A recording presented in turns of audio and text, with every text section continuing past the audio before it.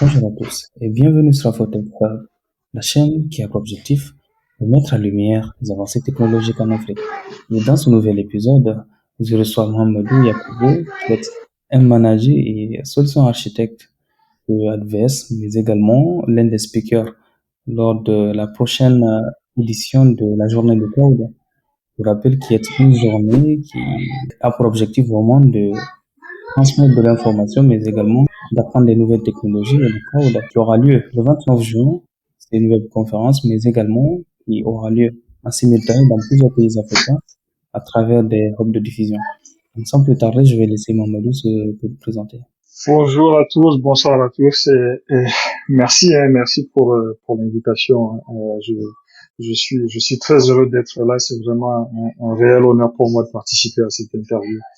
Et en même temps, je découvre aussi Afrotech et je salue vraiment l'initiative que tu mènes. Bravo pour cela.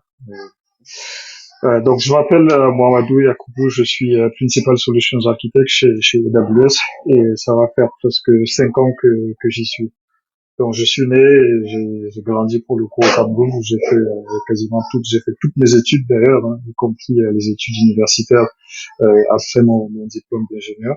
J'ai travaillé aussi 3 ans au Cameroun avant de rejoindre la France en 2000, fin 2010 euh, où j'ai fait du coup un master spécialisé en management des systèmes d'information à l'école centrale Paris. Donc après cela, j'ai rejoint AXA où j'ai fait 8 ans. AXA, c'est une boîte une entreprise d'assurance, hein. Donc j'ai fait dans le domaine de l'assurance et de la banque aussi une bonne partie. Et c'est au travers des choses que j'ai faites chez AXA que j'ai finalement découvert le cloud, en particulier le cloud AWS. J'ai découvert en fait un monde complètement différent, complètement nouveau. Et pour moi, c'est un game changer. Donc du coup, j'ai décidé de rejoindre AWS et avec beaucoup de chance et aussi beaucoup de préparation, j'ai pu rejoindre AWS. Et jusque là, tout se passe bien. Très intéressant, très beau parcours. Et effectivement, la Merci. journée de cloud, c'est la deuxième journée, c'est la deuxième édition, pardon. Et quel était ton ressenti lors de la première journée? Euh, oui, pour moi, la première décision, c'est-à-dire en chiffres, lorsqu'on parle de purement des chiffres, hein, ça a rassemblé, disons, plus de 300 personnes.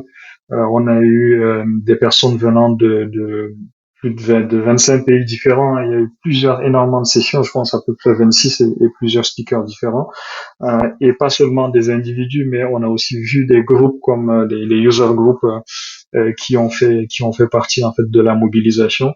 Et surtout l'élément le plus important, c'est la satisfaction de tous ceux qui ont participé, qui est quand même de 4,6 sur 5, qui est vraiment très très très bien. Donc juste de ce point de vue, pour moi, c'est un succès, hein, évidemment, et c'est même une fierté en fait. Je me rappelle, j'avais eu l'occasion de discuter avec Amadou, qui est l'un des précurseurs derrière cet événement, qui m'avait parlé il y a quelques temps l'idée d'organiser un pareil événement. Et pour moi, dès cet instant, hein, ça ne faisait aucun doute, c'est quelque chose d'absolument fondamental et même primordial, hein, pour accélérer l'innovation et la démocratisation du cloud comme enabler en Afrique. Effectivement. Ouais. Et tu sais, de façon générale, c'est un processus qui prend du temps en fait. Et ça se fait en plusieurs étapes. Et la première étape, c'est évidemment la partie évangélisation. Et c'est exactement l'un des objectifs que la journée du cloud dédiée à l'Afrique de l'Ouest cherche à achieve en fait. Et je pense qu'il faudra beaucoup plus d'événements de cette nature dans l'ensemble de l'Afrique et je suis heureux que la journée du cloud soit un réel précurseur. Effectivement. Et en termes d'impact, selon toi, quel pourrait être l'impact de ces types d'initiatives, hein, que ce soit la journée de cloud ou d'autres événements qui ont lieu souvent en Afrique? Quel est, selon toi, les différents impacts qu'il pourrait y avoir? C'est une question super intéressante. Pourquoi finalement on le fait? Pourquoi ce type d'événement et même d'autres événements de cette nature, hein? Je trouve que c'est une opportunité immense en fait pour l'Afrique. Et comme je le disais précédemment, il faut remettre l'événement dans sa perspective un peu plus long terme. C'est-à-dire, c'est dans toute la fondation de l'adoption technologique à l'échelle en Afrique, il faut le voir en plusieurs layers. C'est plusieurs building blocks. On aime beaucoup parler de building blocks. Et dans cet ensemble de layers, la journée du cloud constitue un layer. Et c'est une façon donc d'aider à l'accélération de l'adoption technologique en Afrique et aussi de faire connaître justement ce qui se passe ailleurs, de faire connaître comment le cloud peut positivement transformer la vie des gens au quotidien. Donc la journée du cloud pour moi est un événement qui doit être flagship en Afrique. Hein. Donc c'est un framework, ça peut impacter plusieurs domaines et aussi donner la parole aux personnes de la diaspora. Ça leur donne une possibilité aussi de s'exprimer et de partager ce qu'on a l'habitude de faire. Et dans ce sens, je fais aussi un parallèle en fait avec Amazon. C'est la mission d'Amazon dès sa création, c'est d'être l'entreprise la plus centrée sur le client au monde. Donc, lorsqu'on on essaye de parler cela de cette mission dans le détail, en fait, on veut définir un standard de ce qu'est l'obsession du client.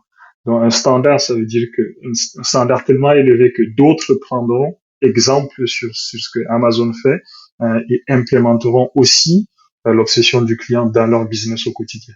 Donc, je vois la journée du cloud comme un standard d'évangélisation de la technologie du cloud en Afrique. Et ce standard et la mission derrière cela doit justement pousser d'autres aussi à voir ce qui se fait et aider aussi l'Afrique à prendre conscience en fait de ce qui se passe dans le monde technologique.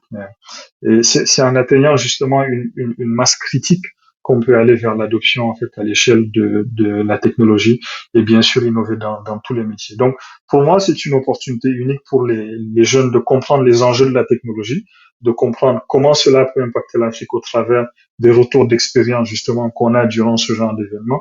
Et le plus important encore, il faut que les jeunes puissent comprendre le rôle qu'ils sont amenés à jouer dans cet échiquier technologique. Donc voilà, c'est ce que je voulais partager. Je l'avais dit au début, tu es également speaker lors de cet événement. Tu vas animer une session qui s'appelle Innovation at Amazon, si je ne me trompe pas. Quel avant-goût tu pourrais nous donner de cette session? C'est une question intéressante. euh, je peux parler de quelques éléments.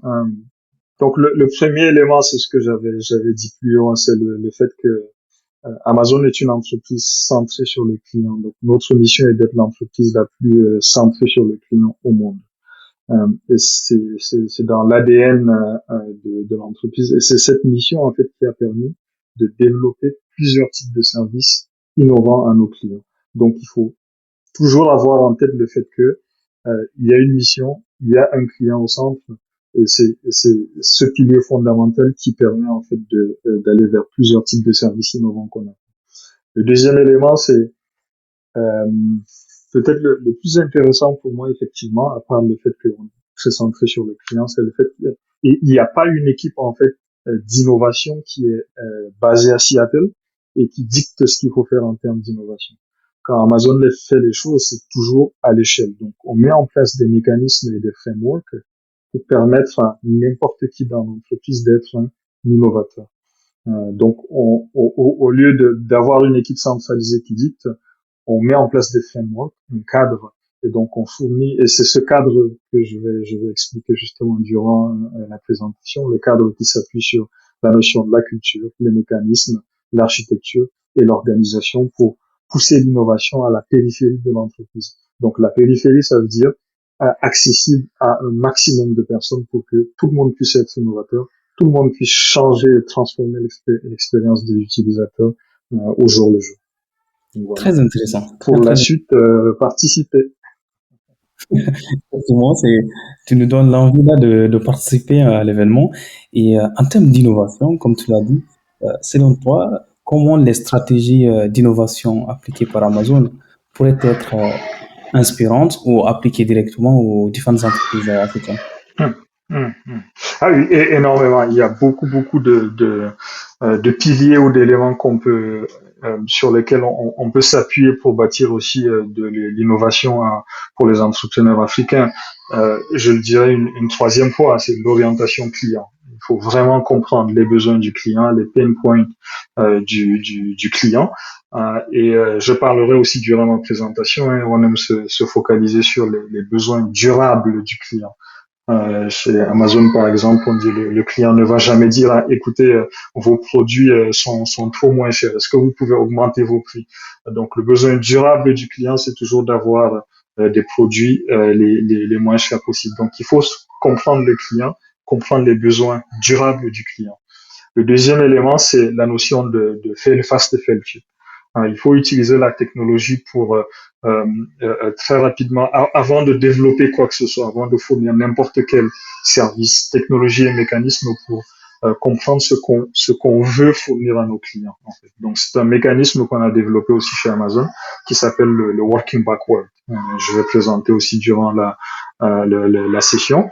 Donc on s'appuie sur un ensemble de questions très claires pour commencer à sketcher ce qu'on veut fournir aux clients. Et si ça marche, c'est tant mieux. Si ça ne marche pas, on fait le fast et on fait le cheap.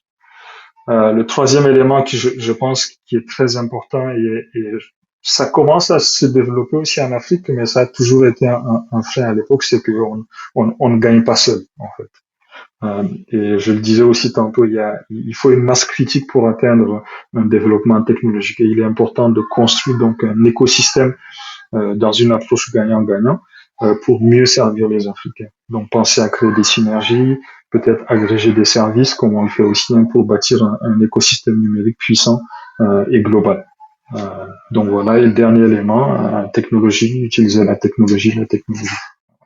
Très, très intéressant. Et parlant de ça également, et quels conseils pourrais-tu donner à ces entrepreneurs africains qui aspirent réellement à créer des solutions innovantes dans un environnement qui est quand même pas évident, surtout actuellement?